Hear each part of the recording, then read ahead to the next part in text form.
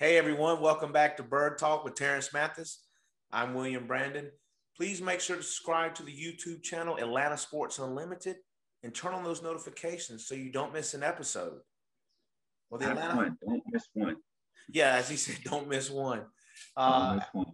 I'm sure everyone knows by now the Atlanta Falcons released their schedule Wednesday night. They only had one primetime game for the Falcons. Yeah. Terrence, when you guys played, was there like a big schedule release like now? And did you like circle a particular game, or was there something that you look forward to when the schedule dropped? Well, the schedule was the schedule. The thing was is just you always want to open up the first game at home, and that was what you always wanted. You didn't want to travel. You wanted to be at home and open up the season opener, and then you didn't want to play a cold weather team in December or January when you looked at the schedule. So you was like, oh, I hope we're not outdoors late into the schedule. And then you always circle that Monday night game or that Sunday night game or whatever it may be, that evening game where it's prime time. So those were the three things that I looked at in the schedule to see if it was conducive for us or not. Okay. Yeah, I see that the Falcons are going to open up against the Philadelphia Eagles. This is the first game of the season at home. That will be their third time in 4 years that they start the season against each other. They split the last two games. The Eagles winning their opener at home in Mm-hmm. 2018, and then the Falcons winning their opener against the Eagles in 2019. Uh, Speaking of those January late cold games, I know you're familiar with playing in Buffalo in the cold. Looks like the Falcons travel there in January. Is that going to be a tough game for Atlanta? That's going to be a very tough game. I played with the Jets for 4 years, so we traveled up there, in December, January before, and it was just unbearable. And then even with the Falcons, we played up there late December, January. The thing is, when you're a dome team, and especially when you play in the NFC South, where most of your games, think about it now, you got 8 games inside if you're Atlanta Falcons. You got one on the road, which is inside, that's 9. Then you got Tampa Bay in Florida, that's 10. And then you look at if you get Carolina early, that's 11. So you got 11 out of well now it's 17 games in comfortable weather. And then if you have, all of a sudden you got to change from being in average of a 72-degree temperature to maybe 27 degrees or below, it's tough. And the thing is that you got to have a really good mindset going into that game late in the year. And that's the thing I was going to ask. What do you do to get ready for that? So say for instance, once you show up and you go out there to warm up and you're like, wow, it's 40, 30 degrees. Is there anything during the game that keeps you warm? Is it just playing? That's it. You can't do anything about it. You can sit on the heated benches, you can stand in front of the heater whatsoever, but once you step away from that, it's still cold.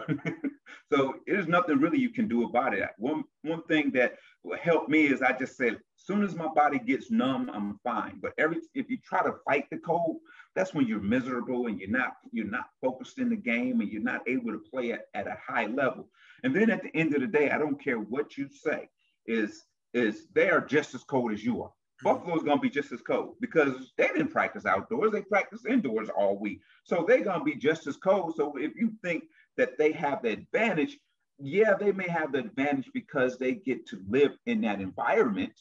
But at the same time, is when the ball is kicked off, they are just as cold as you are. So that's how you got to have that mentality and you got to try to outside them to say, hey, I'm not as cold as you think I am. So you just go out there and play. I remember I played in short sleeves and whatsoever. I didn't care. And it was a mentality for me. It was like, hey, you're cold. I'm not. Well, it's crazy that you brought up the Jets because the Falcons will take on the New York Jets in October in London. It's their first international game since they lost to the Lions back in 2014 in Wembley Stadium. I know as a Falcon, you played in the American Bowl where y'all played against the Cowboys in Right. Tokyo. Right. I know it was a preseason, but what was it like to play internationally? Man, it was amazing. It's especially when you go to Tokyo, you it's like a big New York, you know, with the buildings and everything and the people. There's just language barriers. But it was an amazing, amazing trip. And the thing was, it was truly a road game for us because we were playing a Cowboys, America's team. Yeah. So everybody knew about the Cowboys. Nobody knew about the Falcons. So the experience was nice because it was two teams that got a chance to get to know each other and hang around each other. You got to think about it. During that era, you still had Aikman, Emmett, Irvin, even had Rocket Ishmael on that team. You had Darren Woodson. So you had, I think Charles Haley was on that team at the time for the Cowboys. So it was one of those. It was one of those things that, yeah, the best that we were playing against the best of the best in a preseason game, but just to have that camaraderie that whole week was amazing. Okay, so y'all were intermingling with the team. Yes. Okay. Yeah. Did any fans recognize you over there? No, of course that you gotta understand now when you have uh, grown big 6 foot men, and then there's not a lot of black people over there, so they know you were there for a reason. Yeah. Yeah. So they knew, and it was interesting. It was an interesting, very interesting trip. You know, I'm glad we only did it once Mm-hmm. because it was a long trip. But experiencing it one time was good. I think for this Falcons team, they're gonna be on the road for sure, and I'm pretty sure everybody knows about New York and the New York Jets, and that's who they're gonna probably be rooting for. So the thing is, just enjoy the trip, win the football game, and come on home. Yeah, looks so after that week when they come back, they'll be on the bye. That's week 6. It's early on in the year. What do you feel about the bye being earlier on in the season? Is that something maybe good for Arthur Smith since he's going to be a new head coach, or as a player, that's you rather it be late in the season? Well, I think around that time you pretty much know where you're gonna be as a football team. And I think that bye week gives you a chance to really uh, get prepared for the long haul. For me, I like that bye week right there because I want to play every week. I wouldn't want to play 11 games in a row and then have a bye, especially if we're rolling. Here's a chance where the Falcons could be 3-3 at the time or whatever it may be, whatsoever. And you can figure out where you need to go from there, and you catch it early in the year instead of late in the year, which is good. And I like it for this Falcons team. And going back to opening day, I like this matchup for the Falcons because I think the Falcons coaching staff and the players that they're going to put on the field, the product they're going to put on the field is more experienced than what you're going to see from Philadelphia's coaching staff and the product they're going to put on the field. I think Philadelphia's defense is going to give us a problem a little bit, but we have a lot of veterans that I think we'll be able to win this football game just because of the experience from not only the players, but from the coaching staff. Does it, as a player, did you prefer to have back-to-back home games? Did that bother you? Because the Falcons don't have a back-to-back home game this season. You know what? It really doesn't matter because you like to play at home, but at the same time, me personally, I love to play on the road. I like to travel because now you get to take your show on the road in front of different fans so they can appreciate what you do. And then when you leave there after defeating them, it's a good feeling. So it's almost like to me, it was almost like, oh yeah, you're going to play well at home and you should play well at home and your fans do appreciate you. But when you travel, you want those fans to appreciate you just as much as your home fans. So you want to go out there and perform at a high level and play lights out so they can, so you can get all the accolades and admonishment from them and high fives whatsoever. So it didn't matter to me if we had back-to-back or back-to-back road games at all. It was playing football. That's all it meant to me. Just playing football. It don't matter where we play. Yeah, the Falcons schedule. It looks, as far as rankings, I guess, on last season's how the teams fared. The Falcons have one of the easiest schedules, yeah. As they label it, yeah. on paper. Well, the thing is their home schedule is it's a good one for them. I think they should win at least 6 of those at home, if not all of them. I think on the road, if you split those, now you're looking at 10 wins, and a possibility of being in the playoffs. I think that you will, we'll beat Carolina twice, we'll beat um, the Saints twice, and we may split with uh, the Buccaneers. And if we do that, there's a possibility that if the Buccaneers fall to the Saints or the Panthers 1 or 2 times, you win the division. And that's that's the ultimate goal, is win a division and get home field. And I think the Falcons can do that. And a lot of, but there's a lot of things that has to occur. We know how prolific the passing game is, but they're gonna have to run the ball. They're gonna have to run the ball and run the ball well. And just recently, Coach Kitchings, the running back coach, made a statement that Davis and I think it is Olsen are going to be their power backs. We're going to be their big power physical backs. And then Hawkins, the rookie out of Louisville, going to give them that home run. I didn't like that, because what you're doing is you putting 3 running backs in a box. And when you put them in a box like this, when one of them is in the game, we're going to call plays like this. And when the other one is in the game, we're going to call plays like this. So basically, if you're looking at a sheet and saying who's in the game, so if he's in the game, we're going to only run these plays.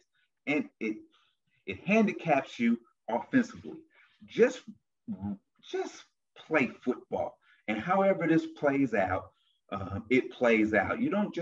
I don't think you label a running back as a power back, as a physical back. He's just a running back, and if he can make plays, he can make plays. And I think that the thing is they got to go in there and be very creative with these running backs. You got Patterson, the free agent from the Bears in there. So you have talent back there where you can get it done, where the Falcons should average 150 plus yards a game running the football. And if we do that, that's winning football. And there's a chance that you can go far into the playoffs with that.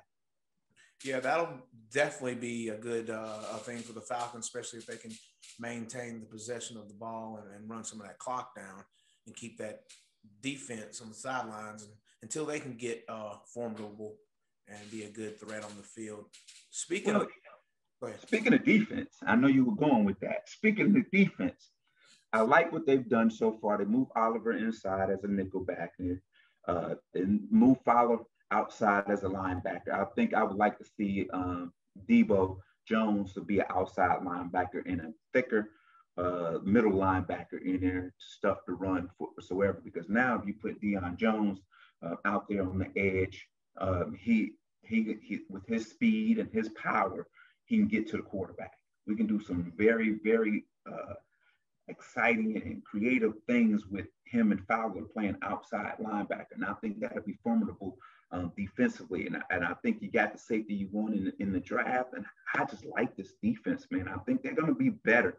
I think you're going to see them move up from that bottom tier to probably that middle tier. If they finish the season, 15, 16, 17 in defense, they're going to get to the playoffs, because we know this offense is going to finish in the top 10 offensively. So I like the formula whatsoever, the way it's going, but there's something they got to address, William. Yeah, I was going to ask you, I mean, I know we spoke about it last week, or previous episode, but the Julio Jones elephant in the room has to be addressed, right?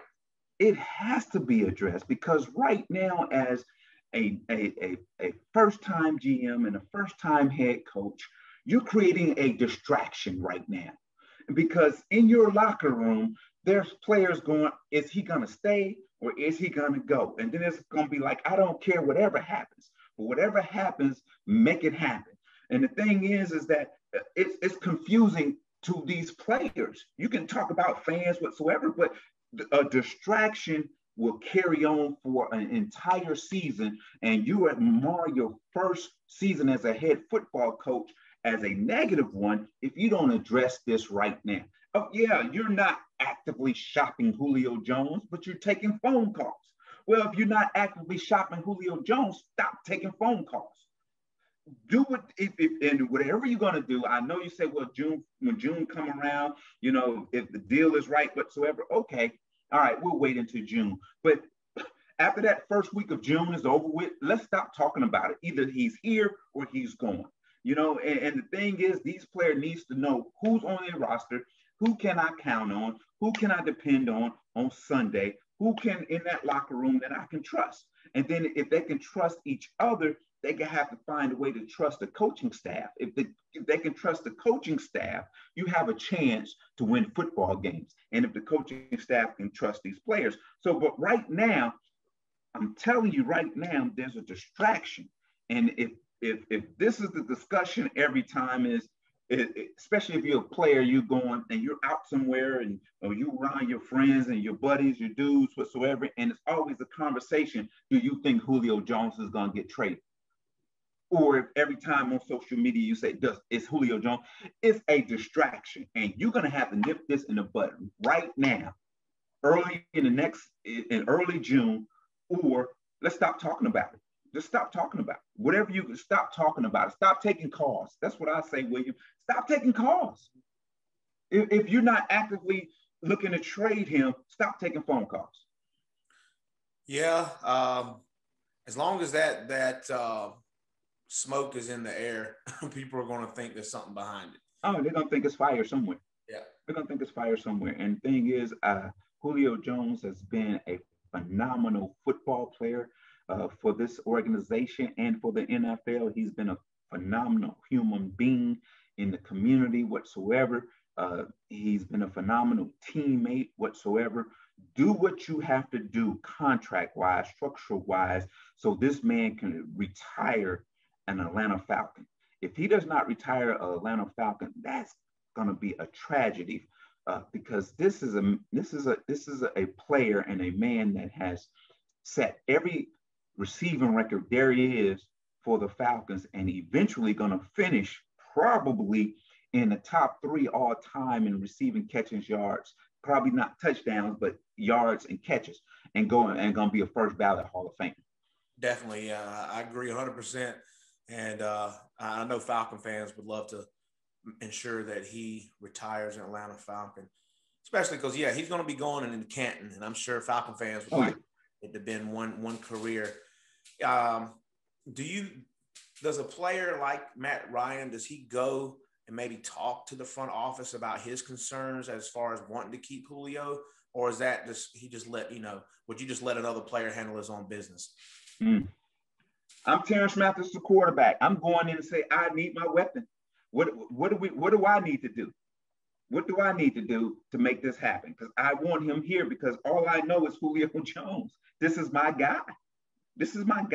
And I want him here. He makes me comfortable. He makes me better. He makes us better when he's on the football field. So what do we need to do? That's me as a quarterback going into that meeting with the GM and the head football coach. And they may say it's none of your business, but okay, my business is to win football games. My business is to be productive so we can win football games. And if I don't have productive people out there playing with me that I can trust, how can I be productive as a football player and as a quarterback to help this franchise win football games if I'm not comfortable with my number one dude being here or not being here? Do you think that Julio would be a good on-field mentor for Kyle Pitts, even though they're different positions? Yes, for sure.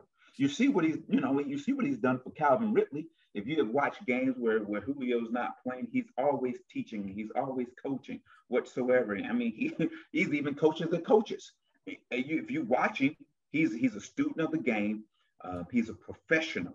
And the thing is that he will be a mentor.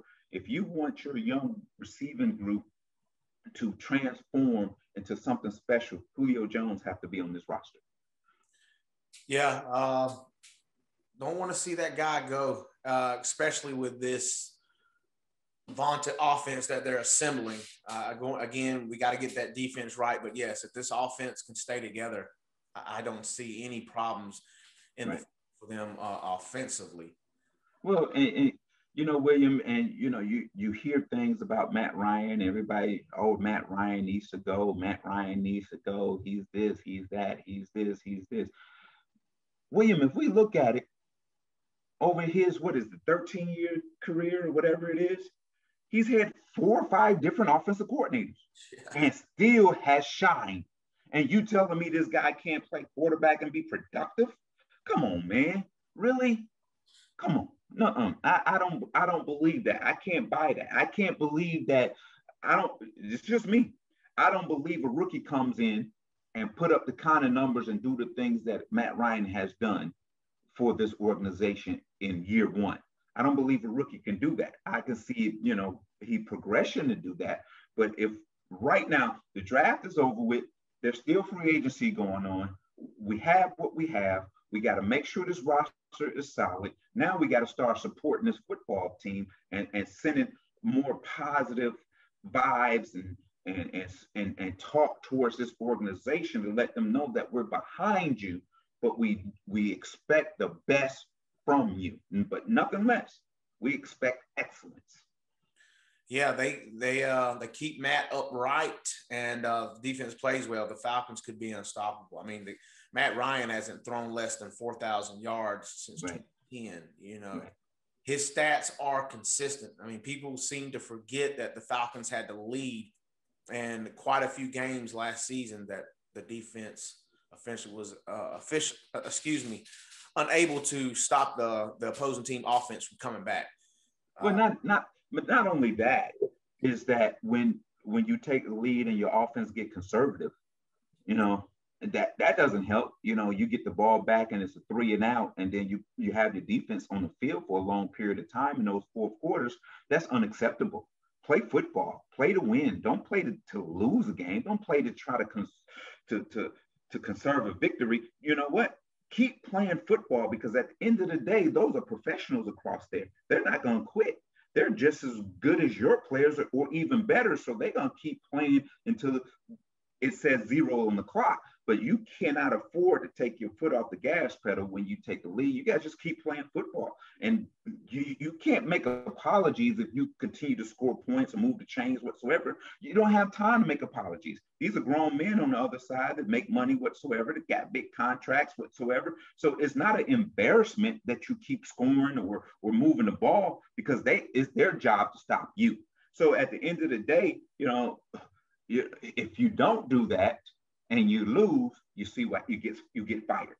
Yeah. And if you do that, if you continue to score and you win, guess what? That's when you get renegotiated and get more contract money, longer contract. So, I'd rather for you to say to me that, oh man, they shouldn't have run up the clock, they shouldn't have run up the score whatsoever, and I have longevity, than saying, oh man, they shouldn't have never let off the gas. Let's get them out of here. I'd rather for you to say, well, it is what it is. They ran up the score, we won. Then they should have kept playing football. Come on. I take that all day, because me feeling, this is the thing, William. You're a professional. Your job is to stop me. It's not my job to stop myself. Yeah. It's your job to stop me. So I'm going to keep playing football. I don't care if we're up 21 points or not. I'm going to keep playing football. I'm going to play smart doing that process, but I'm going to keep playing football. I'm not going to just keep going 3 and out and giving the other team an opportunity to score points. And then all of a sudden you're in the ball game, and then you try to go back to what you was doing in the first 3 quarters, and it's too late. You done lost the rhythm and the cohesiveness already. Yeah, and speaking of, like you were talking about, the conservative style of football that cost the Falcons in some of those games last season, it kind of goes back to what you were talking about with the running backs. If they have a set guy that's just going to do power runs and they only have him for those specific plays, couldn't that be problematic in those games where they have the leads and they're like, well, let's put in the power scheme, and then next thing you know, it's 3 and out instead of trying to play football. This is the thing.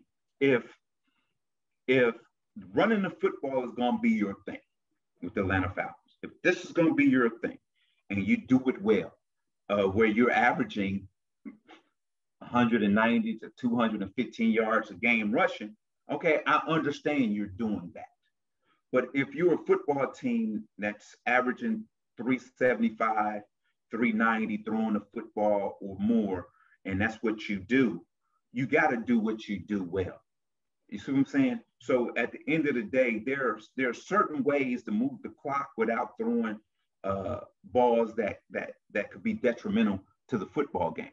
There's screens, there's quick game, there are things where you just get 3, 4, 5 yards at a time throwing a football. That's just like running it.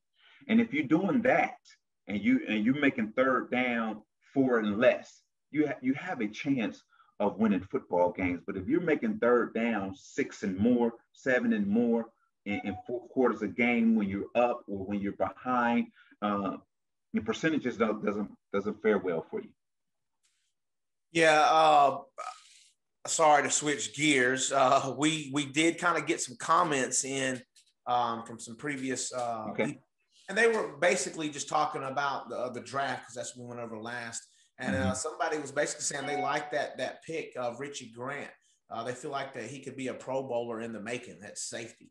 And I know you as well also think Richie Grant's a solid pick at safety. Well, all he wants to do is hit you. Yeah. And I like that.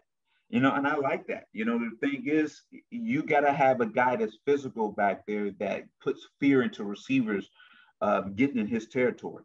And that's the thing. And that's a win, because at the end of the day, receivers today, they want to live forever. Yeah. So, and they want to play every down, and all they want to do is catch balls and catch touchdowns whatsoever and not get hit. But once you put that little fear in them, they're going to tiptoe a little bit more. They're going to drop more balls, and they're not going to want to go in that territory. And that changes the whole game plan for the offense coordinator when that happens. So I think Grant is a good draft pick for us. And I think he's going to be a Pro Bowl player down the road sometime. You never know what may happen after his rookie season. Well, speaking of schedules and safeties, did you happen to ever look at the schedule and be like, golly, I got to play this. I got to go against this hard hitter this week or this coming up week? Man, yes. Who you did not want to see on the schedule was Baltimore. Back in the day, you didn't want to see Baltimore or Pittsburgh because, those two defenses usually rank in the top 3 in the NFL.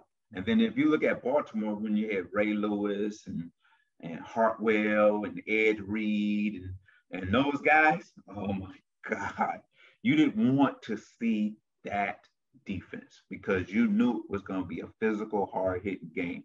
And when you seen that schedule and you see Baltimore on that schedule, you were hoping you had them at home. And it was like, man, and we got a chance. We played them one time at home, and they beat us, but it was a physical game. I remember that game, boy. It was a physical game. Speaking of, you just made me think of something else. The Baltimore preseason game where Vic broke his leg. Yeah. Mm-hmm. Yeah. What was that? Well, see, the thing is, William, I spent about 6 weeks in Baltimore with an internship that I did one summer, and I got a chance to see this defense up close and in person, and it was phenomenal to see them practice. It was phenomenal just the way they did things. It was amazing because of the fact that Rex Ryan was the defense coordinator, and Rex Ryan was crazy. I mean, but he had those guys on page doing things correctly. So we were doing a goal line drill, right? So the second team defense was in there against the first team offense. So the first team offense kept scoring. First play, score. And on the side, the first team defense was sitting on their helmets on the bench, and they laughing, having a good time, and you can hear them. And I'm looking over there. Why is nobody saying anything to them? Why are they not paying attention? So then Rex yells out, first team D. Boom, they jumped on the field, button up. First down, negative yards. Second down, negative yards. Third down, negative yards. And that's when I said, this defense is for real. And this was against the first team offense. Yeah. And then I remember we were playing we went to play the Giants in a preseason game. And you remember big Brandon Jacobs, running back for the Giants? Yeah. Mm-hmm. He had reeled off about a 22-yard run and jumped up and was, you know, and all 11 players surrounded him. And I don't know what they said to him. The next time he touched the ball, it looked like 22 players was on him. He took himself out the game and never came back. Wow. Never came back. And then we went to play we played the Redskins. And so the head coach for the Redskins asked Billick, says, how long are you going to play your first team defense? He said, no, he said, are you going to start your first team defense? Because it was like the third preseason game whatsoever. He said, yeah, I'm going to play him about 2 quarters. He says, well, I'm not playing my quarterback. He said that. I'm not playing my quarterback against your defense in this preseason game. Man, they hit Eli Manning in that Giants game. I thought they killed him. He came right out the game after that. They didn't care if it was a preseason, first game, playoff, in the parking lot, in the cafeteria. They were going to hit you, and you were going to know it. They were the bullies of the league back then. And that's why they won Super Bowls, with that defense. Well, dang. Well, look at there. We got a Terence's throwback without even having to ask you. That's right. And you know what? You know, I would love to see that type of defense, a tenacity here in Atlanta. Yeah. But what it takes is for these guys to be able to have their own charisma, their own characteristics, their own image, to be who they are in the scheme of what they do offensively as a team. I don't want these guys to come in here and be set in a box. Yeah. This is who we are as the Falcons organization, and we're button up. We do things right. We're sportsmanship. We don't talk trash. We don't act like bullies. This is who we are. As we've seen, that doesn't win football games, William. Yeah, that doesn't win football games. We need a fierce bully type defense that before you step on the field, you already know that you're down 14 points because of this defense. And that's what I want to see here in Atlanta. And I hope Dan Pease brings that, because I feel like, the Falcons the past couple of years were missing that ferocity, that dog. As we always say, that dog. Yeah. That's what they've been missing. And they got players that have that in them. Mm-hmm. And they just got to go pull it out of them and let them play, man. Let them play. That's what I say. Just let them play. Yeah, definitely. Well, everybody, we're at that time of the show. It's been a great show. Anything you got to say for them, Terence? No. Just subscribe. It's going to get better as we go along. Once we get closer to training camp and to the season, watch what happens. And the guests that we're going to have on in this near future, you won't want to miss. Don't want to miss it. You better subscribe or you're going to miss it. Thank you, everybody. Have a great day. All right.